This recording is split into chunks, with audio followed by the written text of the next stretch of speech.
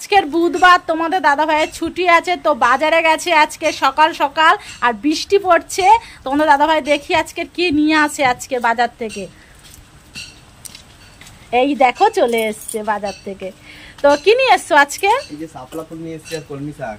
তা শাপলা ফুল আর কলমি শাক নিয়ে এসছো, সে ভালো কথা। তা হচ্ছে এইগুলোই কি আজকে রান্না হবে? এগুলো তো ভালো খেতে লাগে, এগুলো চিংড়ি মাছ দিয়ে জানো শাপলা ফুল কত সুন্দর লাগে খেতে। সুন্দর লাগে জানি, তো বুধবারের বাজারে একটু মাংস খাবো, তুমি শাপলা ফুল আর হচ্ছে কলমি শাক নিয়ে আসলে হবে? মাছ মাংস তো হচ্ছে, একদিন শাপলা ফুল খেয়ে দেখো আর এই কলমি শাক। ও তার মানে একটা দিন মানে আমি ছুটি পাই বুধবার, সেটাও তুমি মানে আমাকে একটু শান্তি দেবে না, তাই তো?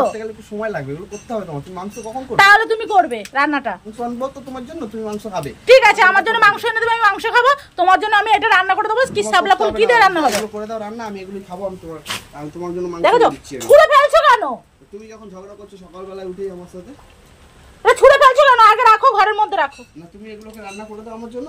ঠিক আছে, তোমার রান্না করে দেবো, তুমি খেও। আমার জন্য মাংস নিয়ে আসো, আমার ছেলে আর আমি খাবো। মাংস তো সবাই খায়, সব সময় খাও। এইগুলো তো সব সময় খাওয়া যায় না, না এগুলো খেতে আমার ইচ্ছা হচ্ছে না, আমি খাবো না। তোমার ইচ্ছা ভালো, মানে তোমার ভালো লাগে তুমি খাবে। ঠিক আছে, তুমি তোমার এটা করে দাও। ঠিক আছে, করে দেবো। যাও তুমি মাংস আনতে যাও। ঠিক আছে, যাও। দেখেছো বন্ধুরা, আমার জন্য মাংস আজকে রান্না হবে, আর তোমাদের দাদা ভাইয়ের জন্য আজকে শাপলা রান্না করব, আর ওই কি কলমি শাক রান্না করব।